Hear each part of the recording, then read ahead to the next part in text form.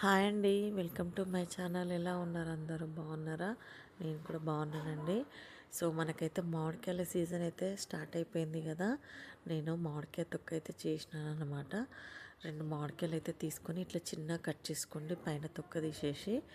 ఈ మామిడికాయ తొక్కు మనకు పుల్లగా ఉంటుంది, కాకపోతే మనకు సీజన్ ఉన్నప్పుడే కదా చేసుకుంటాము, కానీ టేస్ట్ చాలా బాగుంటుందండి. ఒకసారి నేను చెప్పిన ప్రాసెస్లో అయితే ట్రై చేయండి.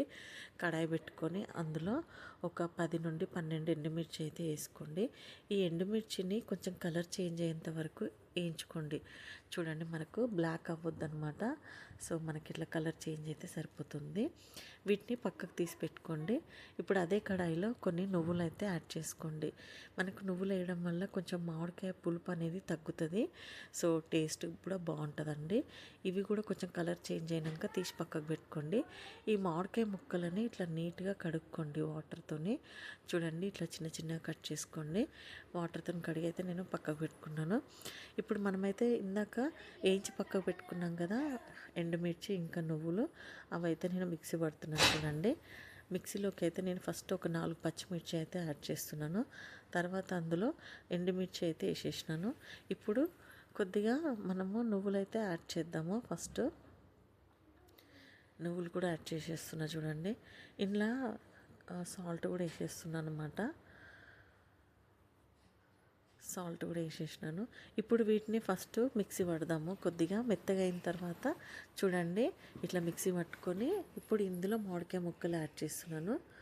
మరి పేస్ట్లా కాకుండా కొంచెం గరుకు గరుకుగానే ఉండాలన్నమాట. తొక్కు బాగుంటుంది. సో రోట్లో నూరుకోవడానికైతే ఇక మనకు రోట్లు అంటే ఇక కొంచెం కష్టం కదా. సో రోళ్ళు ఉన్న వాళ్ళు మాత్రం రోట్లో ట్రై చేయండి, చాలా బాగుంటుంది. రోల్లో పచ్చడి చేస్తే. నేనైతే చూడండి ఇట్లా మిక్సీ అయితే పట్టేసినాను. మనకు మామిడికాయ తొక్క అయితే రెడీ అయిపోయింది. ఇప్పుడు దీన్ని పోపు వేసుకుందాము. కడాయి పెట్టుకొని సరిపడంత ఆయిల్ అయితే వేసుకోండి.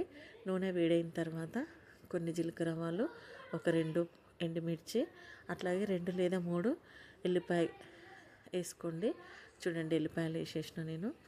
ఇట్లా కొంచెం దంచుకోండి, కచ్చపక్క దంచుకొని అందులో వేసుకోండి. మంచి స్మెల్ వస్తుంది అనమాట, ఎల్లిపాయ వాసన. సో వీటిని కలర్ చేంజ్ అయిన తర్వాత కొద్దిగా పసుపు అయితే యాడ్ చేస్తున్నాను నేను. పసుపు వేసేసినాను. ఇప్పుడు మనం మిక్సీ పట్టి పెట్టుకున్న పచ్చడిని అయితే ఇందులో వేసేస్తున్నాను. చూడండి, మెల్లగా వేసుకోండి, ఆయిల్ చిత్తుతుంది మీద, చూసి వేసుకోండి. సో మామిడికాయ తొక్క అయితే మనకు రెడీ అయిపోయిందనమాట. ఇప్పుడైతే నేను మంచిగా కలుపుతాను, మొత్తం మిక్స్ అవ్వాలి ఆయిల్లో. చూడండి, ఇట్లా నీట్గా కలుపుకోండి. వేడి వేడి అన్నంలోకి అయితే చాలా బాగుంటుందండి. నాకైతే చాలా ఇష్టం. మామిడికాయ సీజన్ వచ్చిందంటే మామిడికాయ పప్పు, మామిడికాయ చారు, మామిడికాయ పచ్చడి, మామిడికాయ తొక్కు, ఇంకా మామిడికాయలు ఎక్కువ తినడానికి ట్రై చేస్తాను నేను.